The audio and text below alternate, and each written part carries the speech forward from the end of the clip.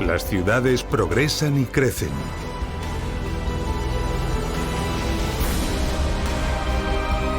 La romanización se impone. Las ciudades conquistadas son transformadas y ampliadas y cientos de nuevas ciudades son construidas.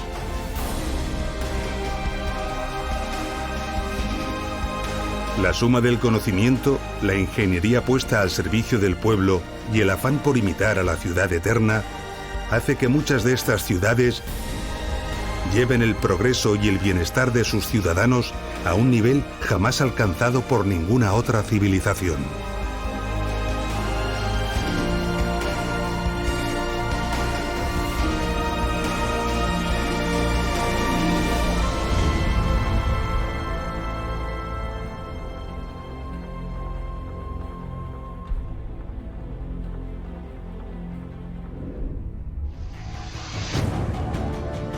En la primera parte de Ingeniería Romana, Ciudades, vimos los condicionantes que determinaban dónde y cómo los romanos fundaban sus ciudades.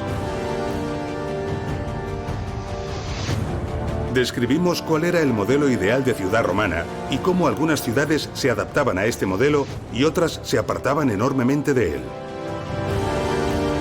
También conocimos cuáles eran sus principales construcciones y edificaciones. En este nuevo episodio, vamos a tratar importantes facetas de la ingeniería romana que fueron aplicadas a las ciudades y que nos quedaron por ver. Y lo haremos nuevamente interpretando los restos que de algunas ciudades han logrado perdurar hasta nuestros días. Vamos a comenzar nuestro viaje por uno de los lugares más alejados, modestos y desconocidos del imperio: Los Bañales. Un lugar situado muy cerca de la localidad de Sádaba, al norte de la península ibérica.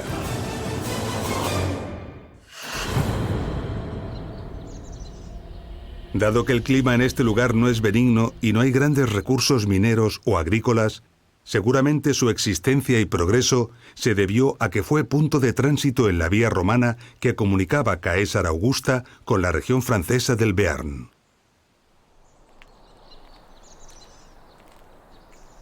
Aquí, a unos 100 kilómetros al noroeste de la gran ciudad romana de Caesar Augusta, existía una pequeña y discreta ciudad romana cuyo nombre no ha trascendido.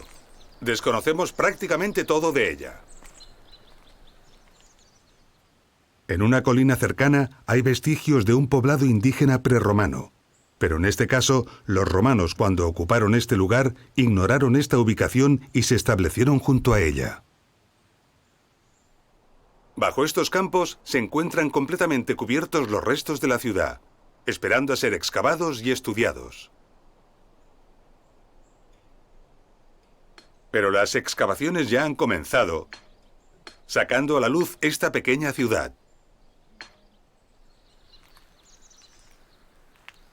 Sin embargo, de esta ciudad perduró misteriosamente y sin cubrir algo relevante y en un estado de conservación relativamente bueno. Se trata de un edificio notable, conocido como lugar de baño por la erudición de los siglos pasados, que ha dado el nombre de Los Bañales a este interesante yacimiento. Los romanos adoraban el bienestar y la higiene, y todas las ciudades, incluso las más pequeñas, tenían baños públicos. Baños dotados de agua caliente.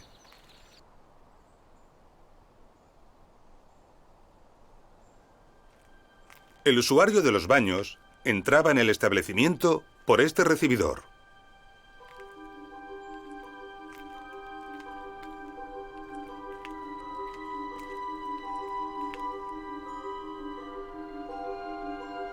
Y en este lugar encontraba la taquilla o lugar de cobro de la tarifa del baño.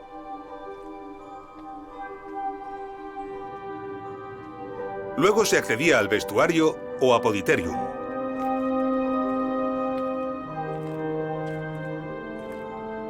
En estas hornacinas se dejaban los efectos personales.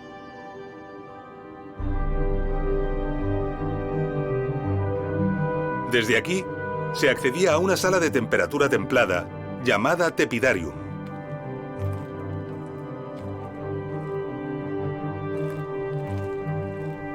Aquí en el Tepidarium podían hacerse algunos ejercicios, darse masajes o ungüentos varios.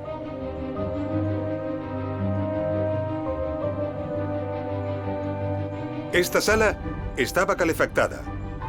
Para ello, el suelo estaba elevado sobre pilarcetes que dejaban pasar el aire caliente. Esta técnica recibía el nombre de hipocaustum.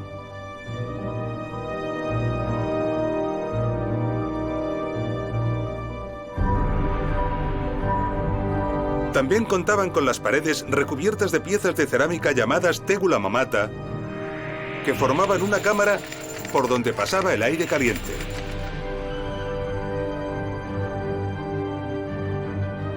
A la derecha de esta sala se encontraba el caldarium. Esta habitación también estaba calefactada y disponía de una pequeña piscina de agua caliente.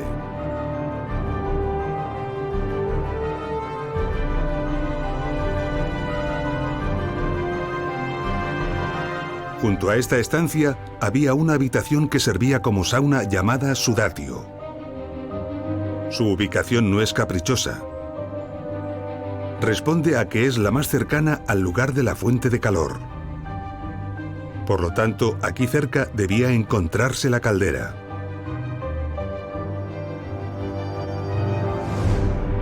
La caldera solía estar formada por 3 cuerpos cilíndricos por los que circulaba el agua.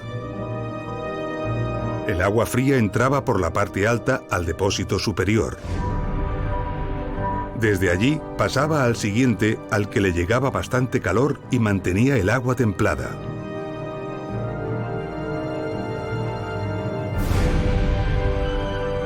Abajo del todo estaba el que directamente contactaba con el fuego alimentado por los operarios.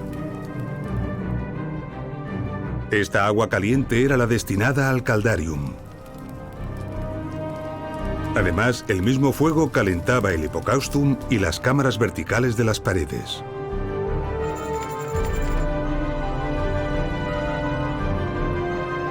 El calor atravesaba los espacios bajo el suelo y las paredes, dando calor a las estancias.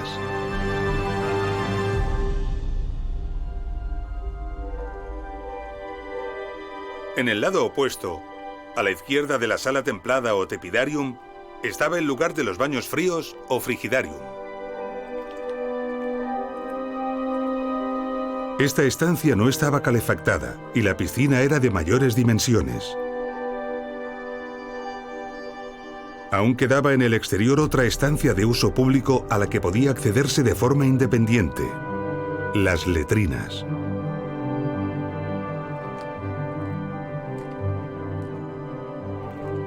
Las letrinas son los retretes romanos.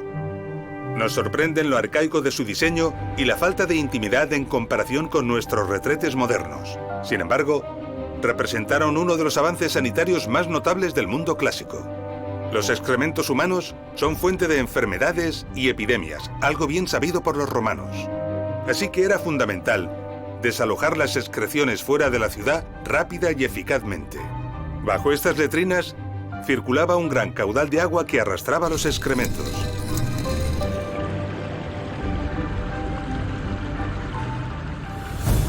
Las termas romanas eran uno de los servicios fundamentales para el ocio del pueblo. Era un equipamiento imprescindible para toda ciudad, dimensionado al tamaño de esta.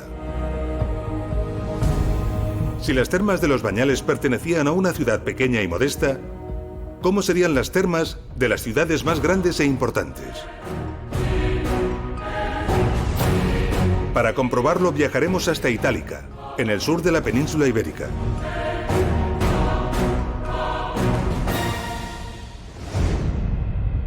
Año 206 a.C. Publio Cornelio Escipión sigue acosando al ejército cartaginés en Hispania. Para ello, se lanza a conquistar sus últimos reductos en el valle del Betis. La gran batalla final va a tener lugar: la batalla de Ilipa. El comandante cartaginés Asdrúbal Giscón dirige un ejército superior en número al ejército romano.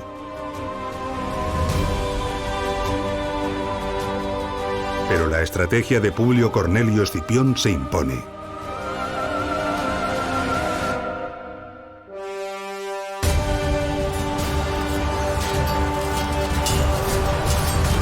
El ejército romano vence contundentemente. Los cartagineses se retiran de Hispania y Escipión regresa a Roma como un héroe. Antes de partir, Escipión ordena la construcción de una ciudad para sus soldados heridos y para los veteranos de guerra.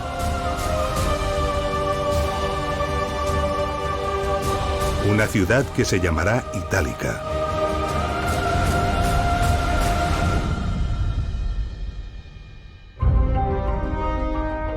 Itálica se encuentra en el municipio de Santiponce, cerca de la bella e importante ciudad española de Sevilla. Sus restos han permanecido aquí abandonados desde la época musulmana hasta hace bien poco.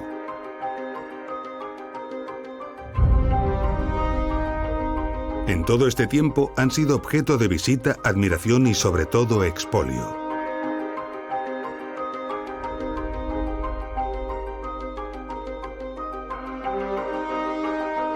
En el siglo XVIII, incluso se procedió a demoliciones y voladuras para extraer materiales y aprovecharlos en caminos, diques y otras construcciones. Afortunadamente hoy es un bien protegido y muy apreciado. Itálica fue fundada sobre un lugar despejado y es fundación de nueva planta y por lo tanto de diseño hipodámico. Es decir, pudo seguir el modelo ideal de la ciudad romana. Su extensión alcanzó unas 52 hectáreas. Su anfiteatro, situado fuera de las murallas, era uno de los más grandes del imperio. Con 3 niveles de graderío, tenía una capacidad para unos 25.000 espectadores.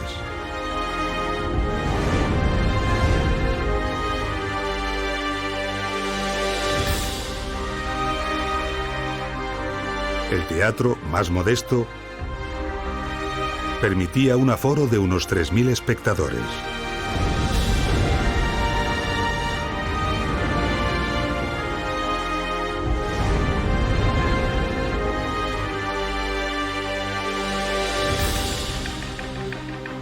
Itálica tenía al menos 2 complejos termales de carácter público. Estos restos que vemos aquí corresponden a uno de ellos, las llamadas Termas Mayores.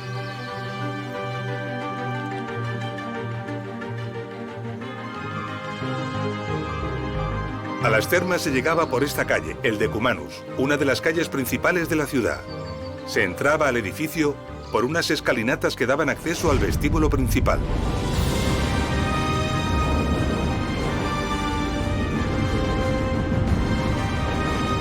El vestíbulo daba a una piscina con forma de T.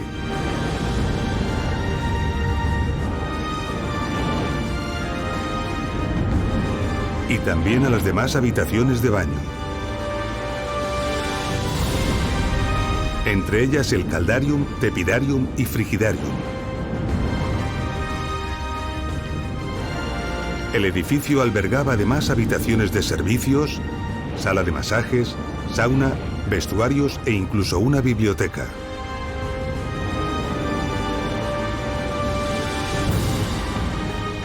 Contiguo a esta zona de las termas se encontraba la palestra, unas instalaciones habituales en termas de cierto tamaño.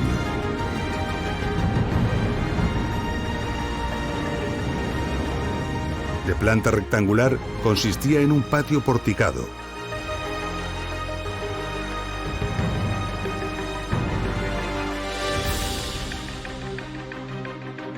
La palestra era un espacio donde el ciudadano romano podía practicar lucha o bien realizar diferentes ejercicios físicos e incluso actividades ecuestres.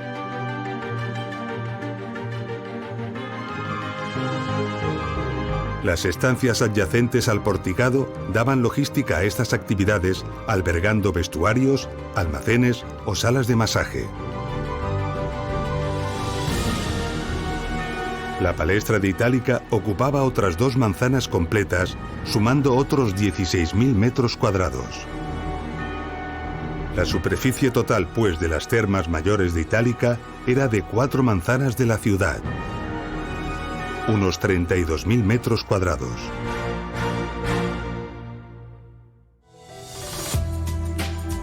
Los baños públicos y su presencia incluso en las ciudades más pequeñas son un buen ejemplo de la importancia que los romanos daban a la higiene. Pero no solo a la higiene, sino también al bienestar. Uno de los valores más apreciados en la antigua Roma. Esta búsqueda del bienestar romano se manifiesta con toda su fuerza en el diseño de las zonas residenciales de las ciudades y en las propias casas de sus ciudadanos.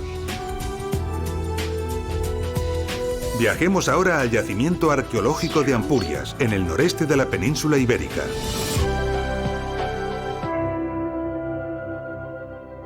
Año 218 a.C.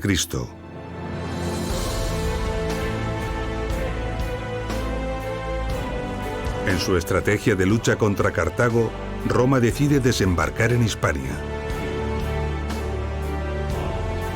El lugar escogido es Emporión, una ciudad griega aliada situada en la costa noreste de la península ibérica. Los griegos de Emporión se veían amenazados por los cartagineses y habían pedido ayuda a Roma. Los romanos deciden levantar al lado de Emporión un campamento estable del ejército que durante mucho tiempo convivirá con la ciudad griega.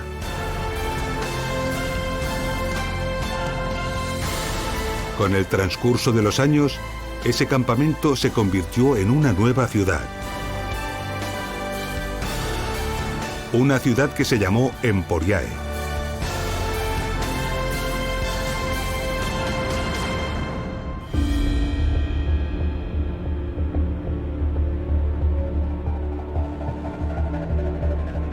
Hoy, el legado de Emporión es el rico yacimiento arqueológico de Ampurias en el noreste de Cataluña.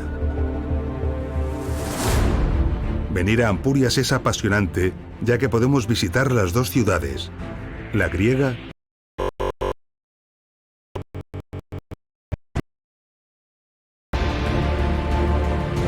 fue una ciudad de nueva planta construida en un sitio despejado al lado de la ciudad griega que ya existía. Pudo así planificarse una estructura ideal de ciudad romana, es decir, de planta hipodámica.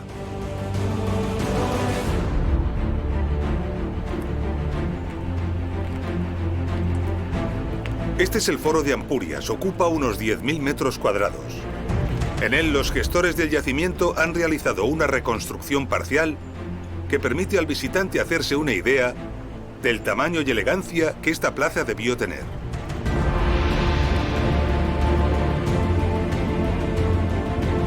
A pesar de ser una ciudad pequeña, esta plaza sobrecoge. Un buen indicativo de la importancia que los romanos daban a las zonas públicas de sus ciudades.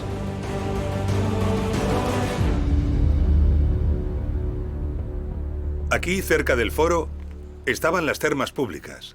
Ocupaban unos 2.450 metros cuadrados. Son mucho más grandes que las termas de los Bañales, pero bastante más pequeñas que las termas mayores de Itálica. En el noreste del yacimiento, en el lado mejor orientado, encontramos estos restos. Corresponden con una de las casas más importantes de la ciudad, una domus romana. Se accedía a ella, desde la calle, a través de este pasillo.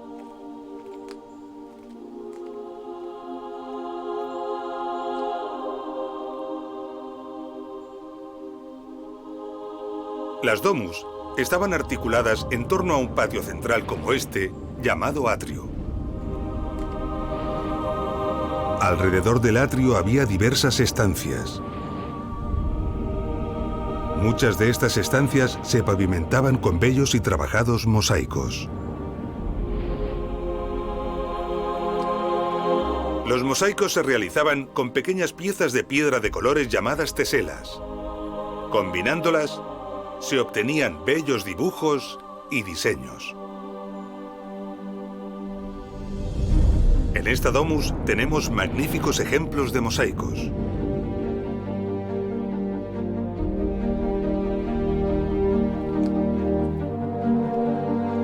Aquí, las paredes nos delatan que estaban enfoscadas con cal y pintadas. Las pinturas decoraban las paredes representando motivos naturales, escenas de caza y otros elementos representativos de la vida, costumbres y creencias romanas.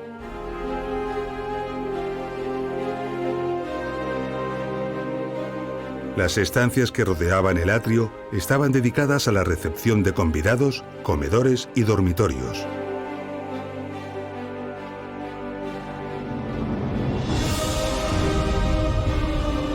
Esta casa disponía de zonas y estancias anexas como cocinas, lugares de limpieza, talleres y almacenes, donde los sirvientes desarrollaban sus labores. También disponía además de un lugar rodeado de un pórtico de columnas llamado peristilo. Se trataba de un jardín particular con estanques y fuentes. Con toda probabilidad, los propietarios de esta domus debieron de mantener libre el espacio ocupado por esos árboles con el fin de disponer de vistas al mar. Unas vistas maravillosas.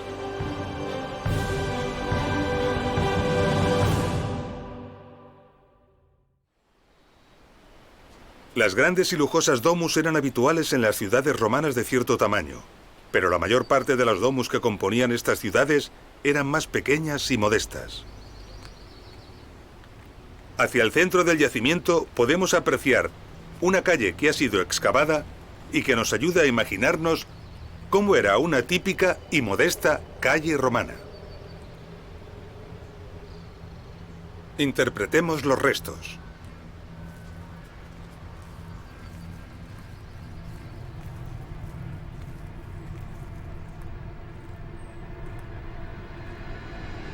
A cada lado podemos ver claramente la base de unas paredes.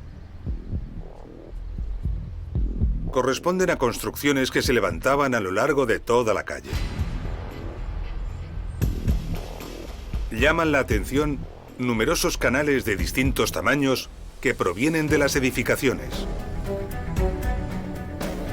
Si nos fijamos, vemos que descienden hacia ese canal central.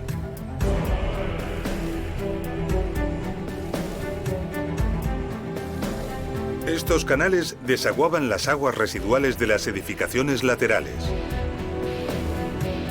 El agua se recogía en el canal central, la cloaca, que era el principal del alcantarillado de la calle.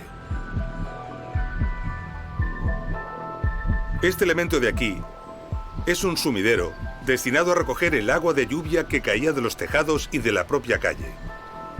Estos sumideros estaban repartidos regularmente por toda la calle y desaguaban también en la cloaca. Todos los canales estaban cubiertos, el central con grandes losas de piedra. Sobre ellos se encontraba el enlosado de la calle y a ambos lados un bordillo. Las edificaciones de este tipo de calles solían albergar locales comerciales en la planta baja y viviendas en las plantas superiores. La cloaca central de la calle, tras recoger el agua del resto de canales menores, se unía a otras para formar una completa red de alcantarillado que extraía las aguas residuales de la ciudad desaguándolas, en este caso en el mar. Ampurias era una ciudad pequeña, pero ya tenía un buen sistema de alcantarillado. Esto era habitual incluso en las ciudades más pequeñas. Las terribles epidemias de peste que asolaron Occidente durante los muchos siglos de la Edad Media pudieron evitarse así en la civilización romana. Para poder comprender cómo funcionaban los sistemas de alcantarillado en ciudades más grandes y complejas, viajaremos hasta Caesar Augusta, la actual ciudad española de Zaragoza. Año 27 a.C. Roma está a punto de culminar la conquista total de la península ibérica. Solo queda un pequeño territorio del noroeste peninsular.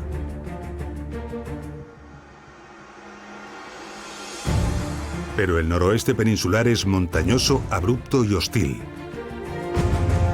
En él, las legiones romanas no pueden imponer su estrategia de combate de campo abierto.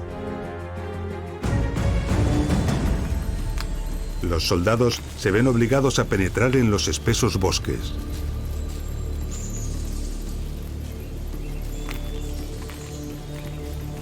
Allí, cántabros y astures practican una estrategia de guerra de guerrillas.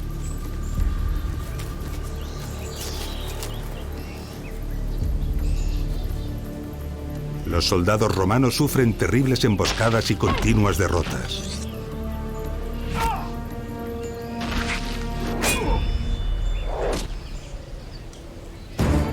Los continuos fracasos impacientan al emperador Augusto, quien decide desplegar por tierra y por mar una descomunal fuerza militar. Los pueblos del norte son definitivamente aplastados. Caesar Augusto reorganiza las provincias de Hispania y manda construir una nueva e importante ciudad para sus veteranos de guerra. Una ciudad que recibirá su propio nombre: Caesar Augusta.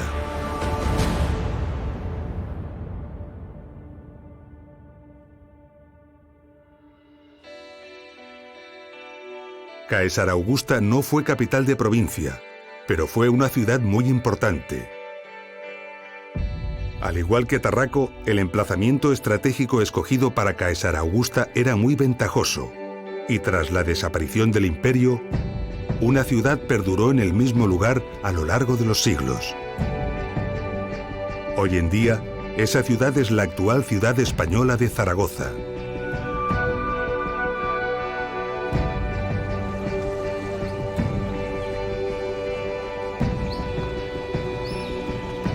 Aquí, en el centro de Zaragoza, encontramos esta moderna y espaciosa plaza.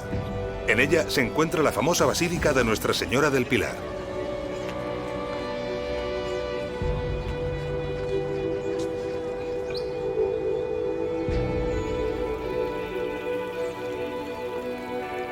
Al igual que esta enorme plaza, está en el corazón de la ciudad y es uno de los centros populares más concurridos de Zaragoza.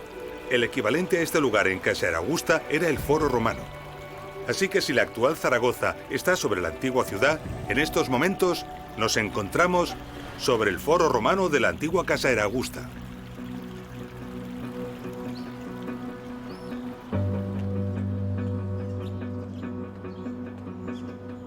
Los restos del Foro de Caesar Augusta fueron localizados en unas excavaciones que tuvieron lugar en 1988.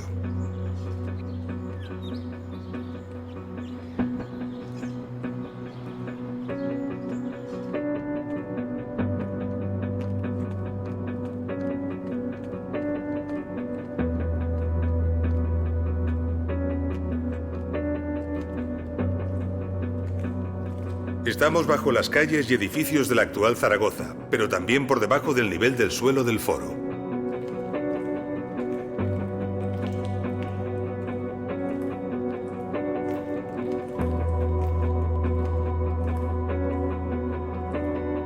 Justo aquí arriba se encontraba la curia, donde se reunían ciudadanos de elevado rango que dirigían y administraban la ciudad.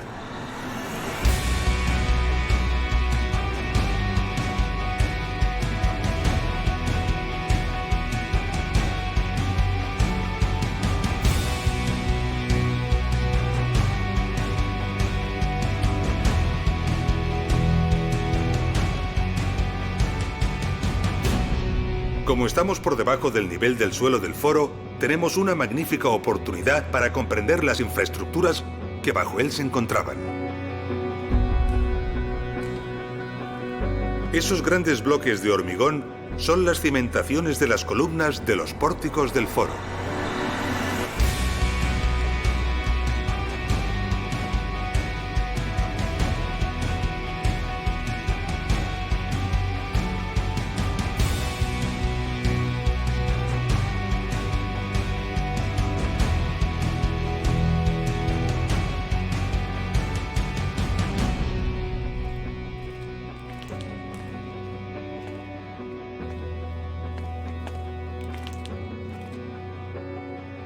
También encontramos algunas de las tuberías de plomo pertenecientes al sistema de distribución de agua para las fuentes y para algunos locales comerciales.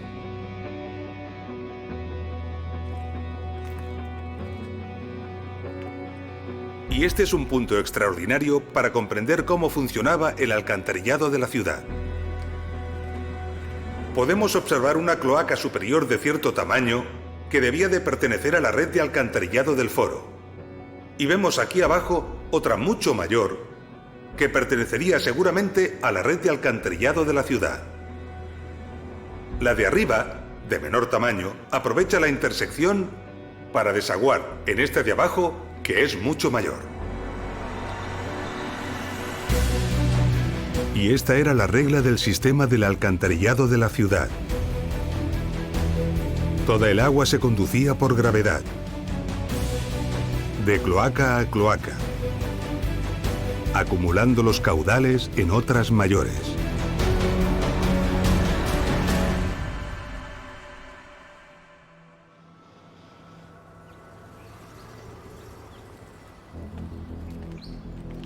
Los restos que hemos visto se encuentran justo aquí abajo.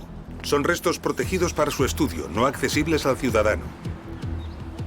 Se trata de los restos del lado sureste del foro de Caesar Augusta.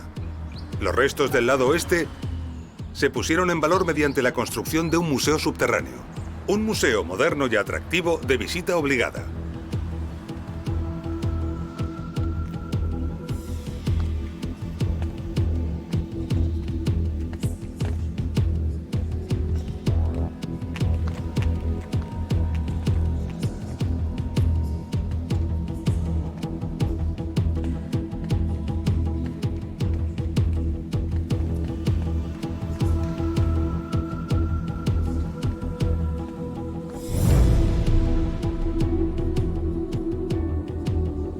Este gran colector, conservado y visitable en el Museo del Foro de Caesar Augusta, recogía las aguas de toda la zona del foro y de las termas cercanas.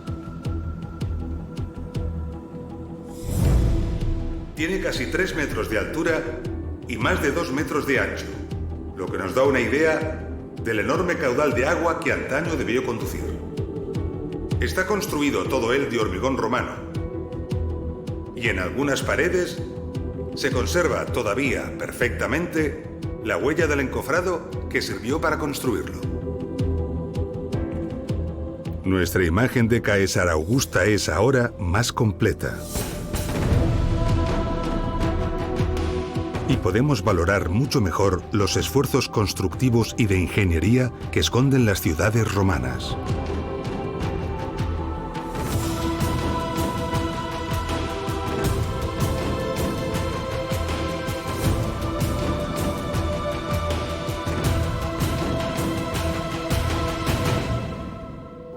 Como hemos visto, una compleja red de tuberías se encargaba de distribuir el agua de manantial por toda la ciudad. Estas redes de distribución apenas se han conservado. Las partes metálicas, especialmente por el expolio sufrido tras la desaparición del imperio. Las partes cerámicas, por su fragilidad, y algunas que eran de madera, por la propia naturaleza del material. Afortunadamente, aunque muy dispersos, han perdurado piezas y restos suficientes para hacernos una idea muy aproximada de cómo debieron ser las redes de distribución. En el Museo de Conímbriga, en Portugal, hay una interesante variedad de tuberías, empalmes y codos, tanto de cerámica como de plomo. Las tuberías cerámicas eran muy frecuentes. Conservada en el Museo de Arles hay una ánfora de cerámica que claramente fue empleada para hacer un codo de 90 grados. Y se han encontrado también contrarrestos para evitar que la presión del agua desenchufara los codos. En el Museo Británico, en Londres, tenemos un espectacular ejemplo de tuberías de arcilla empalmadas con plomo. Se sabe que muchas ciudades tenían tuberías de madera de varias formas, aunque solo algunas, excepcionalmente, se han podido conservar, como algunos ejemplares del Museo de Burdeos. La excelente colección Rómul Gavarró y otras repartidas en muchos museos conservan impresionantes ejemplos de válvulas de paso destinadas a regular o cortar el caudal. Destacan también una gran variedad de caños de fuentes de piscinas y de baños públicos. Y también de grifos, especialmente empleados en las casas. La belleza y refinamiento que muestran estas piezas maravillan a entendidos y profanos. Ahora podemos entender aún mejor el bienestar y lujo de las casas romanas, imaginando cómo estos elegantes caños adornaban las piscinas y las fuentes, o cómo los grifos permitían disponer de agua a voluntad, tal y como ocurre hoy en día en las casas modernas. Extraordinario ejemplo de esta afirmación es el calderín calentador que se expone en el Museo de Arles Antiguo. La demostración de que ciertas casas romanas disponían incluso de suministro de agua caliente. Pero la distribución del agua y los sistemas de alcantarillado no son las únicas infraestructuras de ingeniería que se esconden bajo una ciudad romana. Acondicionar el terreno para poder construir sobre él podía requerir mucho ingenio y esfuerzo.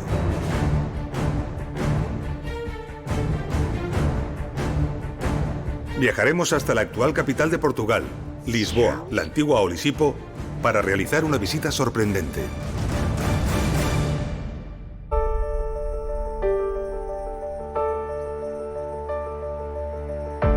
Lisboa es una ciudad bella y moderna situada en un emplazamiento muy privilegiado.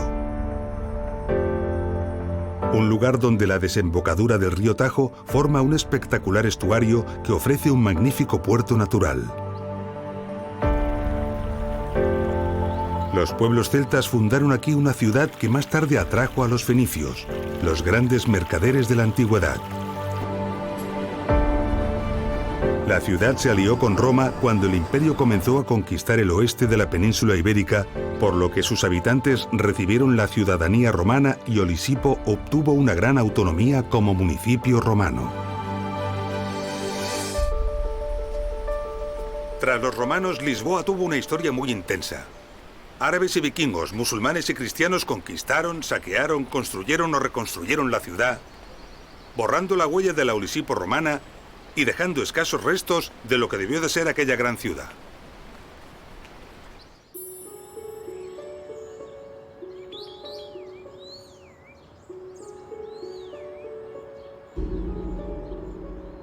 Lisboa tiene un día muy triste en su historia. El 1 de noviembre de 1755, día de Todos los Santos, por la mañana a la hora de misa, un terrible terremoto sacudió toda la ciudad y prácticamente todos los edificios de Lisboa se vinieron abajo.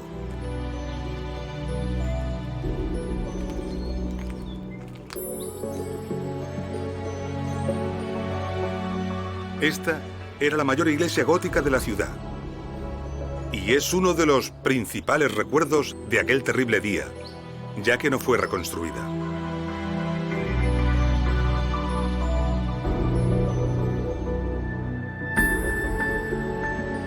Hoy en día, estas ruinas permanecen aquí para su visita en el Museo Arqueológico do Carmo como testimonio de aquel terrible día.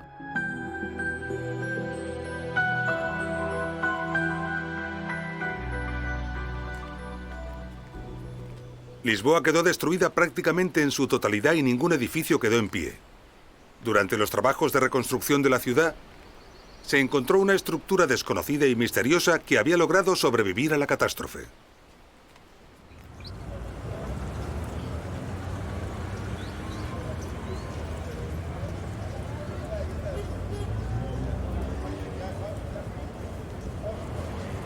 Esa estructura todavía existe y se encuentra aquí, debajo de las actuales calles y edificios de la actual Lisboa.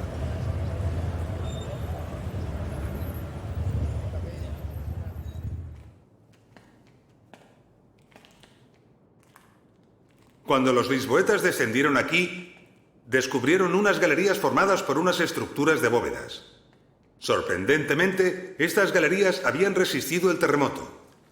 Ellos no sabían cuándo ni por qué habían sido construidas, pero se dieron cuenta de que sin que nadie lo supiera, habían estado sosteniendo gran parte de las construcciones de la ciudad. Ahora sabemos que estas galerías tienen 2000 años. Fueron diseñadas por los ingenieros romanos cuando construyeron Olisipo. Estamos muy cerca del río Tajo. Y aquí el nivel freático, el nivel del agua, cambia constantemente. De hecho, normalmente estas galerías están inundadas.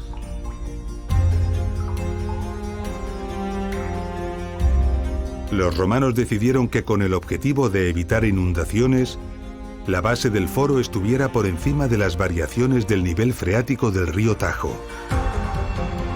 Para lograrlo, era necesario construir una estructura que permitiera levantar el nivel del foro. La solución que adoptaron fue el diseño y construcción de un gran recinto de bóvedas. Pero esta obra no era fácil de diseñar ni ejecutar. Debido a la saturación del suelo, el terreno es muy blando e inconsistente en este lugar.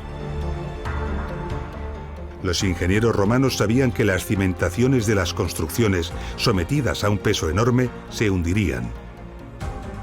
Para resolverlo, esperaron al momento en que el nivel freático fuera mínimo. Hicieron una gran excavación y construyeron una enorme losa de hormigón. Sobre la losa, pudieron entonces levantar la gran estructura abovedada. Y sobre ella, las edificaciones. De esta forma, el conjunto flota sobre los blandos terrenos como un barco sobre el agua.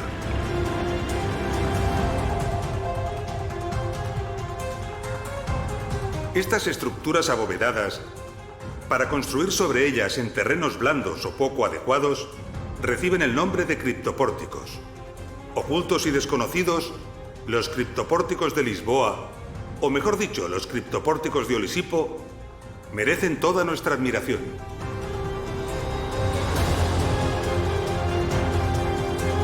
Para nuestro asombro y fascinación, no solo resistieron el terrible terremoto de 1755, sino también el gran terremoto de 1531. Dos de los terremotos más violentos conocidos por el ser humano. Tras 2000 años de historia, hoy en día estas estructuras todavía cumplen perfectamente su misión, soportando parte de la Lisboa actual.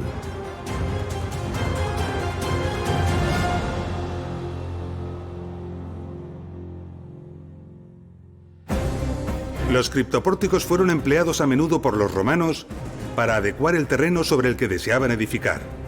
El hecho de que fueran unas construcciones subterráneas o semisubterráneas y que el material empleado fuera el hormigón, facilitó mucho su supervivencia en el tiempo.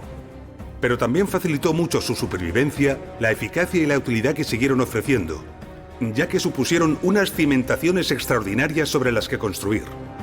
Por ello, no es difícil encontrar ciudades medievales y modernas sostenidas por criptopórticos romanos. Encontramos un excelente ejemplo en Coimbra, a tan solo 200 kilómetros de Lisboa. Coimbra es una universitaria y acogedora ciudad situada a orillas del río Mondego. Actualmente, sus monumentos y su relevante legado histórico son un importante atractivo turístico.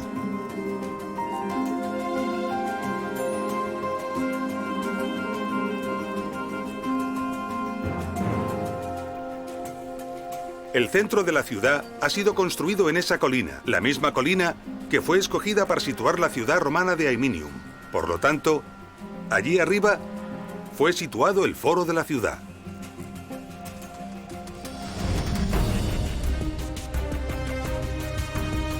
Para poder resolver la pendiente de la colina y poder construir un foro amplio y plano, los técnicos romanos planificaron un gran criptopórtico destinado a sujetar la enorme construcción.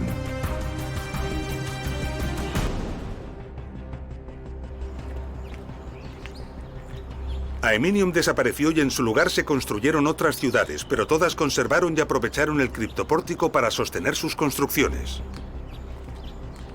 La Coimbra actual utiliza el criptopórtico para sostener gran parte del Museo Nacional Machado Castro.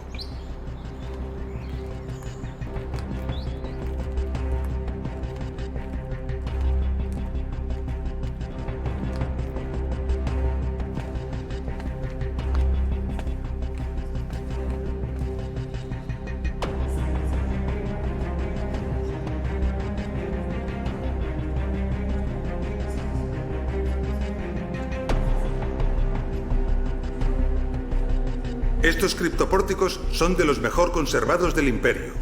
Gracias a que han sido integrados en el museo, actualmente constituyen un gran reclamo turístico.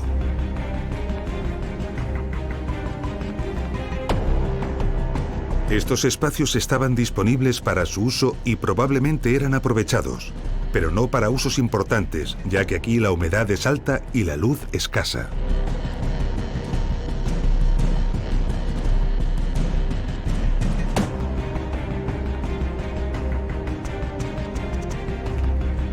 Estos criptopórticos están basados en bóvedas construidas en hormigón romano. La resistencia y capacidad portante de estas estructuras es enorme, ya que antaño tenían que soportar todo el peso del foro de Aeminium, y hoy en día soportan buena parte del museo.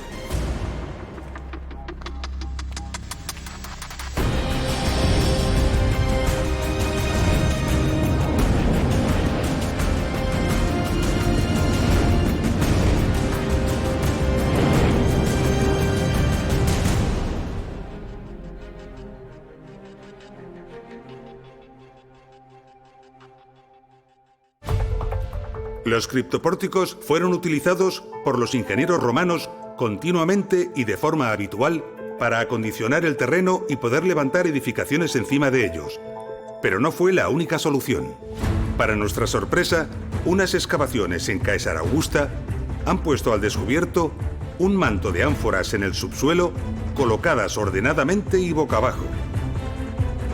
Se clavaron en un terreno blando sobre el que luego se terraplenó con sucesivas capas de gravas, ofreciendo así una plataforma estable. Sobre ella se construyó parte de la ciudad. Y en Arles, en el sureste de Francia, se han descubierto multitud de pilotes clavados en el suelo, realizados con troncos de roble y pino. Las investigaciones han arrojado que fueron empleados muchos miles de ellos para sostener al circo de Arles.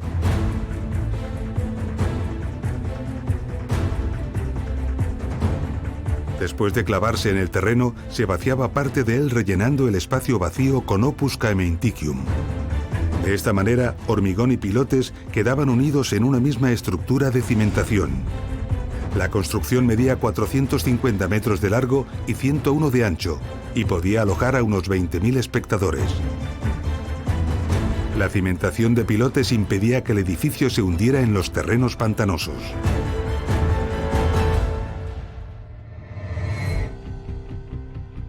Para desarrollar nuestras explicaciones didácticas sobre la ingeniería que encierran las ciudades romanas, nos hemos centrado especialmente en ciudades de la península ibérica. Lo hemos hecho buscando a veces lugares discretos y desconocidos, pero desde luego dignos de ser valorados y mostrados al mundo. Pero cientos de grandes ciudades, de las que se conservan impresionantes vestigios, han quedado fuera de nuestros episodios dedicados a las ciudades romanas. Algunas de ellas en la propia península ibérica, pero otras muchas fuera de ella. En la antigua provincia narbonensis hay espectaculares restos de importantes ciudades. Narbo, Arelate, Nemausus y Arausio recibieron el nombre de la pequeña Roma por su grandeza y esplendor. En la misma Francia existen ruinas de otras muchas ciudades como Augustodunum, actual Autum, y Durocortorum, hoy conocida como Reims. En Britania, la actual Gran Bretaña, hay excelentes restos de grandes ciudades como Londinium, que dio nombre a Londres, Aquae Sulis, hoy la moderna ciudad de Bath, o Ratai, actual Leicester. Muchas más se extendieron por todo el centro de Europa, como Augusta Treverorum, la actual ciudad alemana de Trier, o fuertes militares como el que hoy conocemos como Saalburg, que además de puestos de vigilancia de la frontera germánica, también sirvieron como ciudades. Más al sur, en la actual Croacia y antigua región de Iliria, encontramos restos de otras importantes ciudades como Pula y Salonae. En la actual Albania están, entre otras, las ruinas de Apolonia. En la zona oriental y helenística del imperio, tenemos un espectáculo soberbio de ciudades, la mayor parte de ellas sorprendentemente bien conservadas. En Atenas, las ruinas del templo de Zeus Olímpico, que fue en su momento el mayor de toda Grecia. En la actual Turquía, Éfesos con su majestuosa biblioteca, Sagalassos con un monumental ninfeo o Aspendos con uno de los teatros mejor conservados del imperio. El espectáculo continúa por el sur. En el Líbano, la gran Heliópolis, actual Baalbek, con sus construcciones ciclópeas, colosales e inconcebibles. Y cerca, la gran Gadara, Pella, Gerasa o la mítica Petra, todas en la actual Jordania. Al oeste encontramos a Cirene, Leptis Magna o la maravillosa Sabrata en Libia. La antigua Tisdrus con su sobrecogedor anfiteatro o la gran Cartago, ambas en Túnez. La magnífica Tamugadi en Argelia y en Marruecos la sorprendente Volubilis. Y cómo no, las numerosas ciudades de la actual Italia, como Caralis en Cerdeña, la famosa Siracusa en Sicilia, la bella Verona o la extraordinaria Pompeya. Y faltarían por añadir cientos de ciudades no nombradas, todas soñando e intentando competir con Roma, la ciudad eterna, donde el espectáculo y grandeza, aún hoy en día, desbordan lo imaginable.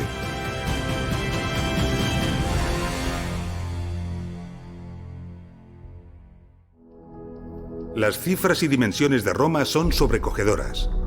Precisaríamos de muchas horas de documental para conocer en detalle la ciudad eterna. Sus estructuras y construcciones más espectaculares las trataremos en algunos de los episodios que nos quedan por ver.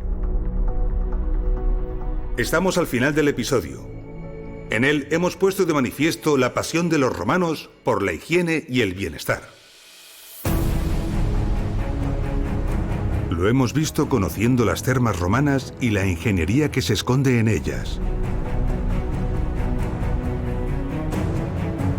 Y cómo incluso las ciudades más pequeñas disponían de este tipo de servicios.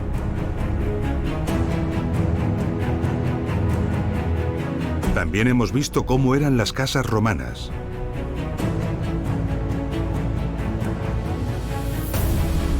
Las más lujosas y espléndidas y las más humildes. Y cómo muchas de ellas disponían de agua potable y sistema de evacuación y alcantarillado. Hemos comprendido que grandes cantidades de agua de manantial llegaban a las ciudades romanas.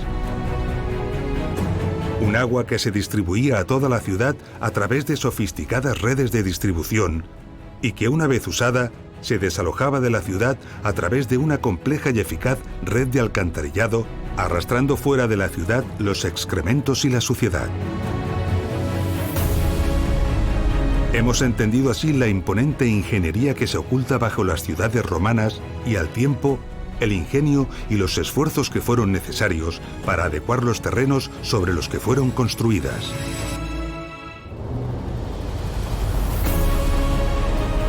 Las ciudades romanas precisaban de grandes cantidades de agua de excelente calidad.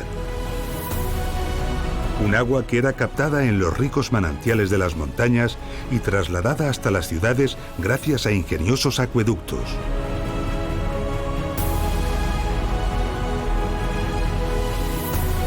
Obras complejas y admirables, a menudo muy desconocidas, que trataremos en el próximo episodio.